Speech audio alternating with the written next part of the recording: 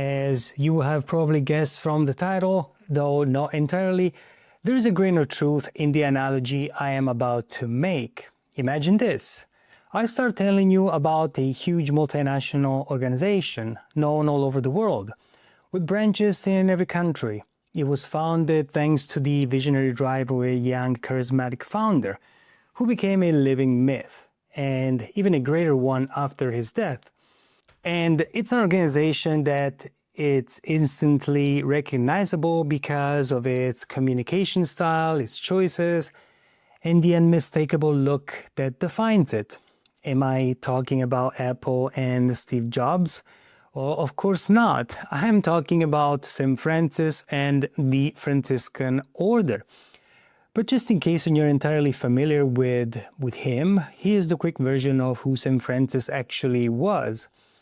St. Francis of Assisi, or as we know it in Italian, San Francesco d'Assisi, was born around 1181 into a rich merchant family in Italy. He lived a wild, carefree youth until illness, war, and a profound spiritual crisis changed everything. In a dramatic moment, he publicly renounced his inheritance, stripped off his fine clothes, and vowed to live in total poverty. He founded the Franciscan order, friars who owned nothing, served the poor, and preached peace and wandered through the roads, living the gospel as literally as possible. Francis saw all creation as family, called animals as brothers and sisters, preached to birds, and composed poems praying God through the sun and the moon. That's why he's the patron saint of animals and the environment. Near the end of his life, he received the stigmata, the wounds of Christ, becoming the first recorded person to bear them. He died in 1226 at just 45 or 44, and was declared a saint only 2 years later. He remains one of the most beloved figures in history, not just for Christians, but for anyone drawn to radical simplicity and joy. Now, with that in mind, the parallels between medieval religious orders and today's major corporations, and honestly, you could extend this comparison from the Middle Ages to the early modern period, and even to the present day, are so striking that you can help wondering whether the language and strategies of today's multinationals didn't consciously draw inspirations from that world. The way they operate, the way they're structured, even the way they communicate, the similarities just jump out at you. And then you tell yourself, come on, there's no way they did this consciously. And yet the parallels only get more interesting. Let me read you a short passage I pulled from a marketing communication management website. In a few seconds it takes, you try to spot the words that, even wrapped in Polish business English jargon, actually come straight from the world of medieval monks. The creation of a successful company requires the careful conception of a vision and the pursuit of its mission. When the vision, carefully defined by the entrepreneur, is communicated simply to the rest of the employees, they assimilate it more easily and identify with the company's goals. The mission is the next phase, etc., and so on. Now, is that English or is that business English? Nobody really knows, but you can clearly see that vision and the mission are terms taken directly from monastic vocabulary. And today, you won't find a single marketing document or corporate communication handbook that doesn't use those words on practically every line. And after all, why shouldn't large corporations take inspiration from the model of medieval religious orders? It's a model of extraordinary success. Every medieval order started as a kind of a startup and created from nothing at a specific moment, and then achieving growth rates that any modern company would envy. 10 years after Francis of Assisi first had the intuition to found his order, the Franciscans were already several thousand strong. That means the order was practically doubling in size every year. Historians have estimated an annual growth rate as high as around 80% in those early years. And remember, these friars joined the order and weren't supported only because the order raised enough through donations to maintain them all. So this was real measurable growth. The more friars there were, the more donations the order was clearly receiving. Even the conquest of new markets was handled by religious orders in a surprisingly scientific managerial way, complete with targeted expansion campaigns. And if we stay with the Franciscans, because they give us plenty of good examples, we can see this clearly. They were born in central Italy. For a while, they spread only within Umbria and Lazio. Then they decided to expand abroad toward Lombardy and Germany, and they sent actual missions, specially trained groups of preachers selected from those who could speak the local languages, Lombard and Teutonic, and one country after another was conquered. In 1219, Francis decided to send a group of friars to France. Up to that point, there were no Franciscans there at all. 20 years later, there were already something like 72 convents in France. These enormous growth rates obviously created problems too, and the first to struggle with them was Francis himself. At a certain point, he opened his eyes and realized that he had created a monster. He suddenly found himself at the head of a multinational when all he had originally wanted was to wander barefoot with 4 friends talking about Jesus to people and earning his keep by unloading crates at the market. That was the initial plan. And there is something not very well known, something we'll come back to later, and we'll see why it's not well known. In the last 10 years of his life, shocked by what had happened to his project, something he had wanted for a long time, until he suddenly understood where he was heading. Francis actually stepped back from the leadership of the Franciscan order. He withdrew in protest at what the Franciscans had become. And this created enormous problems for the order because for any organization, whether a modern multinational or a medieval religious order, the image of the founder is essential. The motivation of the members depends heavily on it. The myth of the founder is everything. Here's another aspect that links many modern corporations to many medieval and not only medieval religious orders.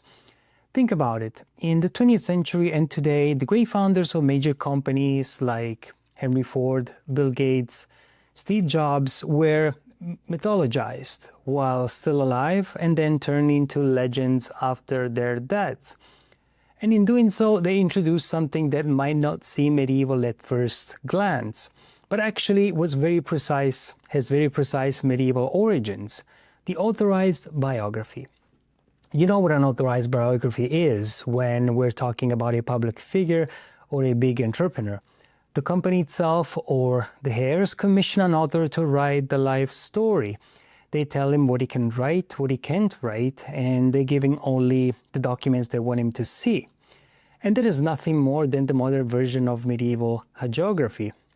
Medieval hagiography meant writing the life of a great figure, saying what needed to be said and keeping quiet about everything else. Today, of course, the skeletons come out of the closet anyways. If you go online and look up the myth of Henry Ford or Steve Jobs, you'll find a race to dig up everything that wasn't mentioned in those polished biographies. For example, that Henry Ford was anti-Semitic, that he sympathized with the Nazis, but naturally none of that appears in the great authorized biographies. St. Francis is an extraordinary example of how a large organization can consciously construct the myth of its founder.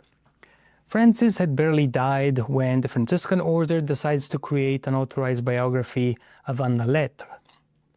The expression didn't exist yet, but that is exactly what it was. They pronounced a fully fledged official, carefully controlled saint's biography, a hagiography, before the standardized genre of medieval hagiography as we know it had actually been established or named. They chose a friar who had known Francis personally, Thomas of Celano, or Tommaso da Celano, and told him, "Now you write Francis' biography." Thomas went to work and wrote what would later become known as the First Life of St. Francis, although at the time he simply thought he was writing the life of St. Francis and nothing more.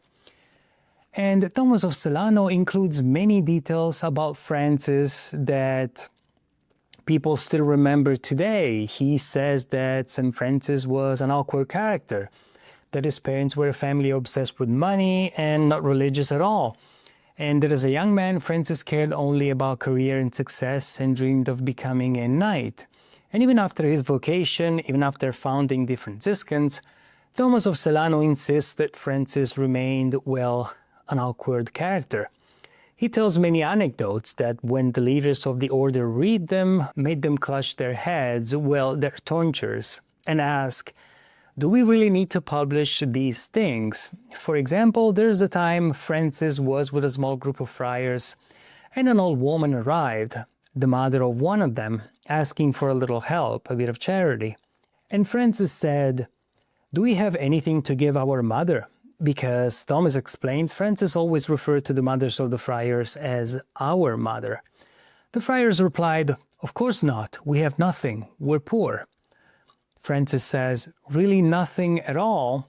Look around. The only object in the place was the Gospel, the book they used for Mass. And Francis said, then let's sell it, sell the Gospel and help our mother. God will be much happier if we do that than if he sees us using the Gospel to sing Mass. At this point, the Franciscan leadership started raising an eyebrow, but they kept reading because Thomas of Celano wrote many stories like that.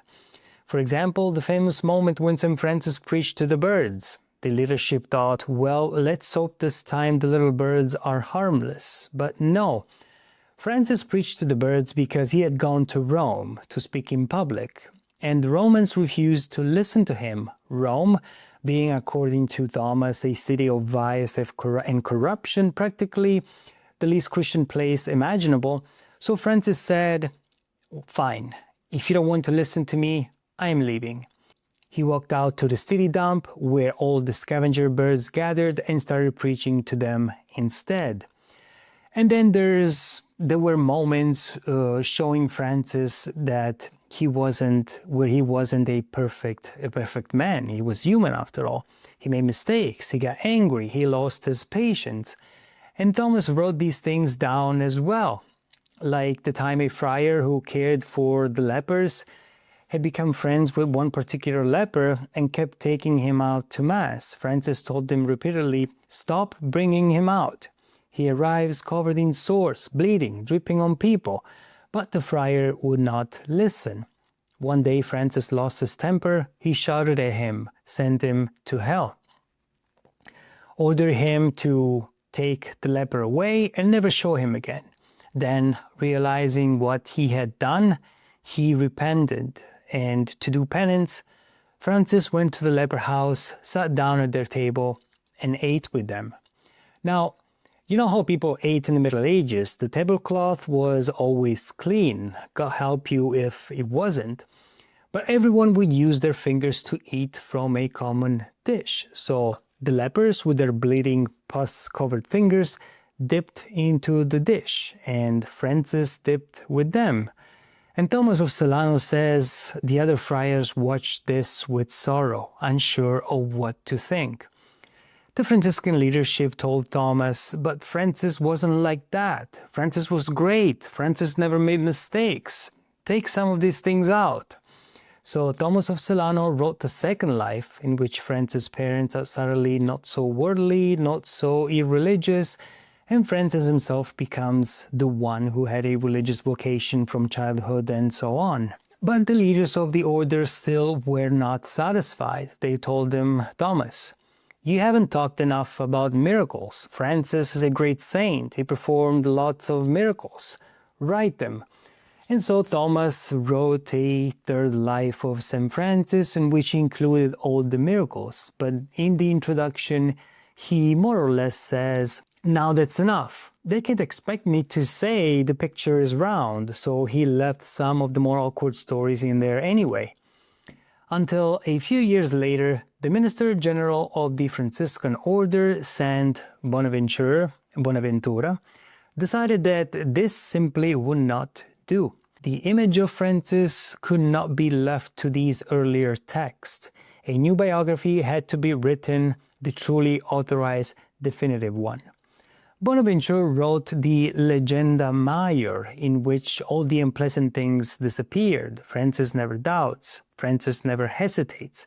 He never makes a mistake. And he is always serene, always smiling, and above all, completely inimitable. Another Christ. It was no longer useful for the Franciscans to say, we should go barefoot like him. No, that was impossible now. The order no longer had much enthusiasm for extremism, and Bonaventure gave them exactly what they needed to motivate the members at that moment. Francis as another Christ, and we poor humans cannot hope to imitate him. After that, Bonaventure sent a circular letter to all Franciscan convents, saying, go to the library, take every life of St. Francis you have, and destroy or suppress them. I will send you the definitive one to replace them. And for centuries, nobody knew anything about the lives written by Thomas of Celano and the others. Then, between the 19th and 20th century, in some Benedictine monastery, where they didn't care at all about Franciscan circulars, copies of these earlier lives were rediscovered. And suddenly it became clear that the image of Francis we had inherited was completely different from the one people had believed for centuries. This is an extraordinary example of how even in the Middle Ages, people were able to construct and distort the biography of a great figure, in this case the founder of an order, for very precise reasons. The order needed that image and not another. As long as the founder is alive, he can give the organization his blueprint. When he dies, it's not guaranteed that the organization will continue in the same direction, and sometimes, even while he's still alive, he might not be able to control it. Earlier, I mentioned a possible parallel between St. Francis and Steve Jobs, and one thing the two definitely share is this: both had perfectly clear ideas about the importance of appearance. They believed that an organization should be made up of people who are recognizable at glance. Everyone knows that Steve Jobs always appeared in his trademark black turtleneck and jeans, but fewer people know what his biographer reveals. And just to keep the analogy going, the biographer frequently refers to Jobs as the visionary. In the mid-1980s, Jobs actually tried to introduce a company uniform at Apple, inspired by Sony's factory jacket, and asked Issei Miyake to design it. Apple employees hated the idea and rejected it immediately. Jobs dropped the plan on the spot and never brought it up again. Separately and for entirely personal reasons, Jobs asked Miyake to make him a large batch of black mock turtlenecks, a style he had grown attached to. Miyake introduced hundreds of them. From the late 1990s onward, Jobs wore essentially the same outfit every single day: the black turtleneck, blue Levi's 501 jeans, and New Balance sneakers. He did it to eliminate trivial daily decisions and because he felt the look was clean and functional. It was never intended as a uniform or for anyone else.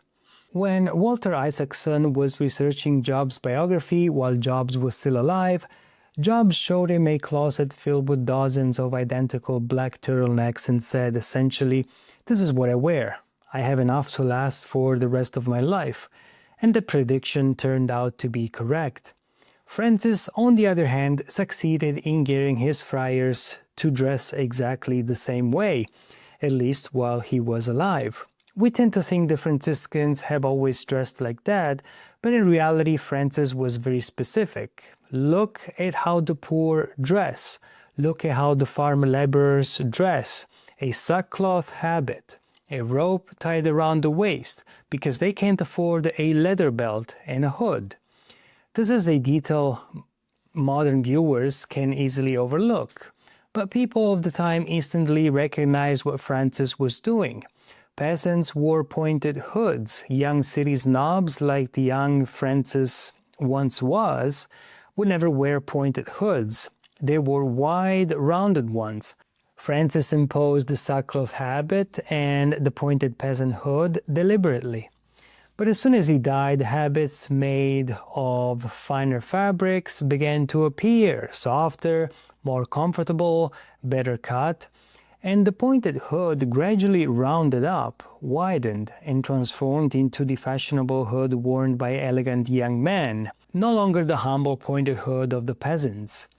It may seem like a trivial detail, but art historians using modern technology have discovered that in several painted panels of the period depicting St. Francis, someone actually went back and erased the pointed hood, repainting it as the nicer, rounded, fashionable version. For centuries afterward, small groups of Franciscan friars kept insisting that this wasn't what Francis had intended. They formed a long-lasting minority that continually argued for the original form. Eventually, that minority broke away and founded the order of the Capuchins, the so-called Cappuccini in Italian, named specifically because of the symbolic importance they attached to that pointed hood. Now, this insistence on an identical habit for everyone wasn't only, as Francis might have believed, a way to force the friars to be truly humble and truly equal down to the smallest detail. There was another element that Francis certainly understood. You have to be recognizable. For medieval religious orders, recognizability was fundamental to success because these orders were in many ways competing with each other. Take just one example. Among the Benedictines, there was a period where the monastery of Cluny had extraordinary authority and prestige. Many other monasteries submitted to the abbot of Cluny and asked him to send monks who could teach them how and show them how it's done. It was a kind of medieval franchising. For a long time, Benedictine identity was essentially Cluniac. Then a new highly ambitious monastery emerged, Citeaux, aiming to replace Cluny and become the leading Benedictine monastery. These were the Cistercians, or Cistercensi, and they explicitly intended to surpass the Cluniacs as the successful order, the one that attracts recruits, alms, and quite often extremely substantial donations. And when the abbot of Cluny, thanks to donations of priests across Europe, became one of the most powerful men in Christendom, the abbot of Citeaux wanted that role for himself. So the Cistercians began studying how to outmaneuver the Cluniacs. They returned to the rule of Saint Benedict and discovered something interesting. The rule doesn't specify what color the habit should be. It simply says the habit must be modest, of undyed cloth, nothing flashy, but there is no rule about the color. By custom, Benedictines, especially the Cluniacs, had always worn black. The Cistercians decided they would wear white. They needed to be immediately recognizable, saying as we are different. And they understood marketing. Peasants at the time struggled to pronounce Cluniac or Cistercian. It's the same thing for me, I'm struggling. In every surviving source written in the vernacular, people don't bother with those distinctions. They say the black monks and the white monks. And just like that, everyone instantly knows who they're dealing with and which side they prefer. Colors mattered everywhere. Look at another branch of medieval life. The military orders fighting in the Holy Land, as we've seen in our last series about the Templars. The first were the Templars, white mantles and with a red cross. Then came the Hospitallers, the future Knights of Malta, who wore black mantles with a red or white cross depending on the period. The black stood out clearly. Then a third order appeared, the Teutonic Knights. The Germans were a minority among the Crusaders, and they wanted an order reserved for them. You had to be German to join. The Teutonic Knights chose a white mantle as well, and on it they placed a symbol that would have a long future, a black cross, the very same design that eventually became the Prussian and then the German Iron Cross. But their mantle was white. As soon as the Teutonic Knights started walking around in white mantles, the Templars protested fiercely. The white mantle was their trademark. They insisted the Pope forbid this unfair competition. 3 consecutive popes had to deal with Templar delegations traveling to Rome, demanding the Teutonics to be banned from wearing white. But the Teutonic Order had powerful supporters too, and in the end, nothing changed. They kept the white mantle. So we talked about the Cluniacs and the Cistercians and the Franciscans, the Templars, the Teutonics, the Hospitallers, and we could add the Dominicans. What's the overall point? It's very simple. Each of these orders had its own distinctive identity. Each positions itself in its own market, in small but strategically chosen segments. The Templars are not competing with the Franciscans. They do completely different things. And the orders that truly succeeded, all these new organizations emerging in the energetic world of the Central Middle Ages, the 12th and 13th century, appeared when Europe was expanding with full optimism. The ones that thrive are the ones that identify a precise market segment where an organization was needed but hadn't existed before. So how do new orders arise? Let's return to Cluny and Citeaux. The monks of Cluny rose to prominence because they tapped into a very specific need. Around the year 1000, insecurity in Europe had grown dramatically. Charlemagne's empire had collapsed, castles were appearing everywhere, and armed bands of knights roamed the countryside fighting among themselves. Things Europe had not seen for centuries. Life felt dangerous. Epidemics added to that sense of vulnerability. People were anxious, and anxiety created a powerful spiritual need. People wanted to know that someone was praying for them. Everyone prayed, of course, but there was comfort in knowing that specialists were devoting their lives entirely to it. And people were willing to pay as long as they were certain someone was doing the praying. The Cluniacs recognized this need and reinterpreted the Benedictine rule, ora et labora, pray and work, in a new way. Right now, work is not what's essential. Prayer is what the world needs. They organized their communities, some with hundreds of monks, to produce prayers the way one produces anything, through continuous coordinated effort, not solitary silent prayer, but collective sung prayer in the church. They arranged shifts so that day and night, around the clock, the monastery was continuously generating prayer. It was a prayer production system. Today we will compare it to an assembly line. There are no assembly lines, of course, but there was one machine known to every medieval person, the water-powered mill. No matter how remote a village was, every peasant knew the mill. So when people talk about Cluniac monasteries, they began calling them prayer mills, grinding continuously. The Cluniacs also understood customer retention. Anyone who donated money to the monastery was shown his name written in a large book, a guarantee that the monk's prayers would be said for him, his family, and his dead forever. They even created new liturgical practices to support the system, preparing for Of All Saints' Day and All Souls' Day, the Feast of the Dead. Did not exist before. It was born of this industrial-scale prayer production. But times change, insecurity decreased, and as happens to organizations that stay too successful for too long, criticism began to grow. The Cluniacs had become proud, their influence was enormous, and their behavior reflected it. People no longer admired them, so when the monks of Citeaux appeared, dressed in white, they understood clearly that success meant offering something different. If the Cluniacs were powerful, wealthy, and surrounded by splendid churches filled with art, the Cistercians told people, not us. We build plain, undecorated churches where only God's light enters. We don't buy land or lordships. We live in the wilderness, raising livestock. We bow to no one. This was exactly what people wanted, so much so that St. Francis later arrived with an even more radical urban form of poverty, and the Cistercians had in some ways anticipated him. Thus, they responded to new needs, to shifts in public feeling, and to the concrete demands of the societies around them. All the new orders that emerge do so for a reason. Why do the Templars, the Hospitallers, and the Teutonic Knights appear?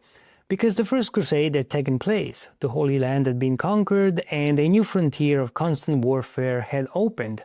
Fighting became a necessary mission, and therefore the religious orders that proposed to take on that mission, military orders in this case, naturally found success and public approval.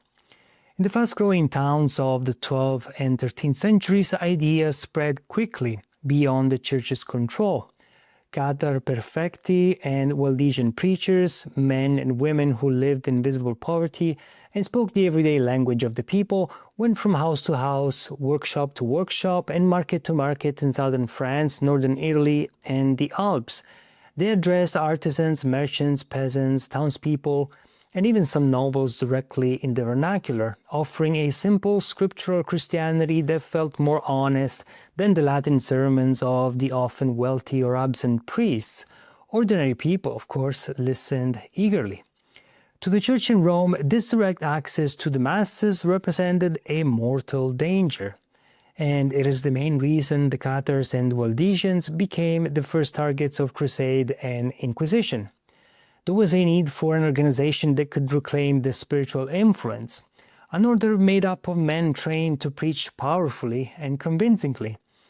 St. Dominic stepped forward and said, in essence, I will handle this. I will create an order dedicated to preaching. And so the Order of the Friars Preachers was born, though we simply call them the Dominicans. At the same time, people living in the new medieval cities were suffering from poverty, unemployment, and they of course criticized the church for being too wealthy and too distant. Bishops rode splendid horses and wore jewelry. Ordinary people saw that and felt really alienated. There was room, therefore, for an organization that showed a different face of the church, a church capable of standing among the poor and sharing their lives. In that space stepped St. Francis with his proposal of radical poverty and closeness to the people. Later, well after the Middle Ages, during the Counter-Reformation, a period when the Catholic world felt again under attack and locked in a struggle with Protestantism, another figure appeared, Ignatius of Loyola, Ignazio di Loyola. He founded an order designed to fight a new kind of war, not with swords like the Templars, but with education, discipline, and influence of the ruling classes. These were the Jesuits. All of these orders achieved enormous success because they responded to precise, concrete needs. Whenever such a need exists, new orders arise and prosper. But after a time, the market becomes saturated. After the Franciscans, who walked barefoot, came the Dominicans, who quickly realized that this visible sign of humility also worked. And so they too went barefoot. Then a third group emerged, wanting to be even more poorer, even more humble than the rest. They called themselves the humiliati or umiliati, because they wished to lower themselves to the level of the very least in society. The humiliati enjoyed some success, but by then the field was crowded. The Franciscans and Dominicans already occupied most of the available space. In the end, the humiliati can't keep going. The landscape is already crowded, as well as for the other military orders. After the Templars, the Hospitallers, and the Teutonics, many other military orders tried to arise, but none managed to find room in a market that had become saturated. It becomes clear that these orders are in competition with one another. Not all against all, but specifically those occupying the same niche. Franciscans and Dominicans, for example, both learned that they must choose a clear positioning. They want to win over the same masses. The Dominicans through preaching, the Franciscans through example. We are as poor as you. But the audience is the same. So how do they differentiate themselves? Well, they do so by selecting who they recruit. The Dominicans look for educated and trained individuals who can stand on a pulpit, speak for hours, hold a crowd mesmerized, and move people to tears. That requires study, so they accept candidates with formal theological training. St. Francis looks at this and decides he wants the exact opposite. We will not accept anyone who has ever been to school, anyone who has ever been educated. For Francis, study breeds pride and distance. He wants friars who remain close to ordinary people, not intellectuals who might become arrogant. These new orders that aim at the urban masses naturally build their churches inside the cities. The Franciscans, the Dominicans, even the Humiliati. But the medieval city center was already full and space was scarce. So these churches were built on the outskirts. Today, if you look at a modern city map, San Domenico or San Francesco may appear central, but if you imagine the tiny size of the medieval city, those churches stood at the edges of town. But how far out? Someone actually studied the topographical placement of the churches of these new orders and discovered something remarkable. They are always at roughly the same distance from the centers of civic and ecclesiastical power, the cathedral, the town hall. This means the first to arrive, say the Dominicans, would choose a spot on the outskirts simply because that was the space that existed. But when the Franciscans arrived a few years later, they would check the Dominicans' location and deliberately choose a site that was no farther from the center than their competitors. We must be at least as close as they are to the places that matter. That was the initial thought. Finally, medieval religious orders often face the same internal problems that big companies deal with today. Things like organizational charts and the constant struggle for the best positions. Take the Franciscans. They developed a large territorial structure, 12 provinces spread across most of Europe. The number wasn't random. It had symbolic weight. 12 provinces like the 12 apostles. But after Francis dies, Brother Elias rises to power within the order. He's a controversial figure with plenty of supporters who expect to be rewarded. So when he presides over his first general chapter, he steps up and gives a very convenient speech. We need reform. Until now we had 12 provinces like the 12 apostles. But remember, the disciples were 72. 72 provinces would be absurd, of course, but they don't go that far, but they still end up with 32. The symbolism disappears, but the important part remains. More provinces, more positions to hand out, and more people to keep happy. Another challenge medieval religious orders faced, and one that fascinates today's business scholars, is obedience. How useful is unconditional obedience in a workforce? A recent study in an American business journal showed that companies built on informed consent and shared values tend to outperform those where blind obedience rules. Employees feel more invested, managers feel more motivated, and overall performance improves. In short, blind obedience isn't the best tool for running a complex organization. But medieval religious orders struggle with this idea. They inherited from the early monasticism the belief that a monk must obey. Across all rules and traditions, monks took 3 vows: poverty, chastity, and obedience. And religious orders carried this mindset forward, sometimes pushing it even further, especially in the case of the Jesuits. Here we are already beyond the Middle Ages, deep into the 16th century. Ignatius of Loyola, when writing the Jesuit Constitution, emphasized that absolute obedience was the highest rule. A Jesuit had taken a vow of obedience, and that meant obeying the Pope and his superiors completely. Ignatius used a striking image to make his point. A Jesuit must allow himself to be guided by his superior, as if he were a corpse. Perinde ac cadaver, that can be carried anywhere and handled in any way one wishes.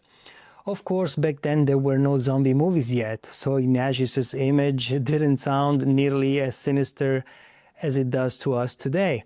But the point is that for Ignatius of Loyola, obedience was everything. Still, even earlier within the orders themselves, it had become clear that absolute obedience wasn't always practical.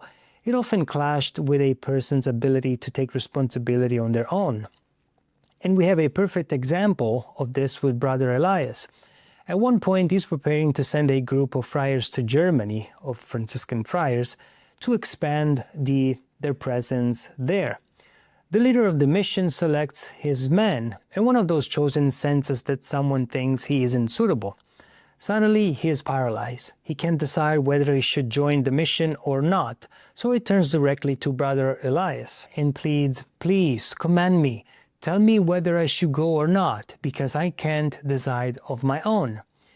Elias immediately realizes this is a problem. An organization can function if its members refuse to take even basic responsibility.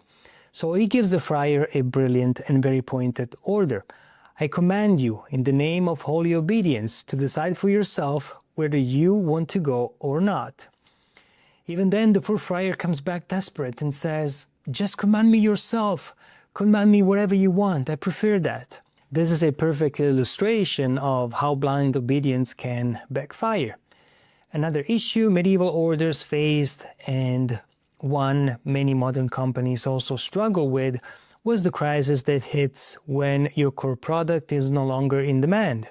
Earlier we mentioned the decline of the Cluniacs, but there is an even more dramatic case: the military orders. The Templars, the Hospitallers, who later became the Knights of Malta, and the Teutonic Knights all thrive for 2 centuries because there is a clear, urgent mission: fighting the infidels in the Holy Land. But in 1291, everything collapses. The Muslims retake the last Christian stronghold, St. John of Acre. The Crusades, at least in the classic sense we read about in textbooks, are over. The Western Catholic Frankish Kingdom in the Holy Land, as both European and Muslims called it, it's gone. And soon people begin to notice something awkward. These military orders still exist, and they have become enormously wealthy. For 2 centuries, they've received vast funding and built a dense network of branches across Italy, France, Germany, Spain, pretty much everywhere. Criticism already existed before the fall of Acre. After all, 9 out of 10 Templars were in Europe managing property and finances. Only 1 out of 10 was actually fighting in the Holy Land. But once the fighting ends, the question becomes impossible to ignore. Why are we still paying for these people? What are they even for now?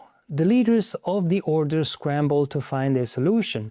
They propose mergers, and they even argue in modern corporate language: merging will save money. The Grand Master of the Templars lays it out clearly. Where there were 3 or 4 preceptors per province, there will now be only 1. We cut 2/3 of the positions, we cut 2/3 of the expenses. But whether there are mergers, there are also those who fear monopolies.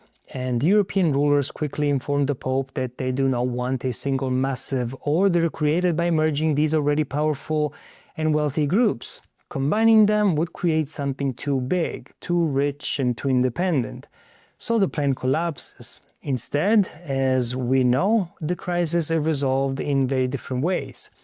Philip the Fair of France deals with the Templars by arresting all of them on the same day, accusing them of heresy, and effectively destroying the order with the Pope's approval. The Teutonic Knights escape by heading east to fight in Russia against the Slavs. The Hospitallers reinvent themselves by shifting their mission to naval warfare, and there at sea, battles against Muslim forces continue. They move to Rhodes, becoming the Knights of Rhodes. Then, after Suleiman the Magnificent conquers the island, they relocate to Malta and become the Knights of Malta, who still exist today. Now, there is something surprising I didn't know until I looked it up. If you search online for Vision 2050, you'll find 2 completely unrelated international organizations that each came up with a project under that exact name. One is the World Business Council for Sustainable Development, a Geneva-based group that brings together 200 major multinational companies, all working to guide global business toward a sustainable future. The other, well, the Sovereign Military Order of Malta. Their Vision 2050 is about recruiting the next generation and funding new initiatives through the middle of the century. So here we have it, a modern alliance of global corporations founded in 1992, and an order that traces its roots back to the 11th century, the old rivals of the Templars, both speaking the very same corporate language, both laying out their vision 2050. At this point, it's genuinely hard to tell who is imitating whom, because in the end, that's the real lesson of the story. The great religious orders of the Middle Ages weren't just spiritual communities. They were extraordinarily successful, adaptable, enduring institutions. Startups that became multinationals, brands that shape identities, organizations that responded to the needs of their time with vision, strategy, and remarkable staying power. Many of them are still with us today, almost 8,000 years later, not as museum pieces, but as living, active bodies that continue to evolve and serve. And when we look at the giants of modern business, the Apples, the Amazons, the Googles, we've seen structures, myths, strategies, and even languages that echo those medieval orders in ways that are sometimes uncanny. Perhaps the corporations of today really are the monasteries and military orders of our age. Or perhaps those medieval monks and knights were simply the original corporations all along. Well, this is it for today. Thank you very much for watching. I hope you will have a fantastic end of 2025, and I will see you all in 2026. Bye.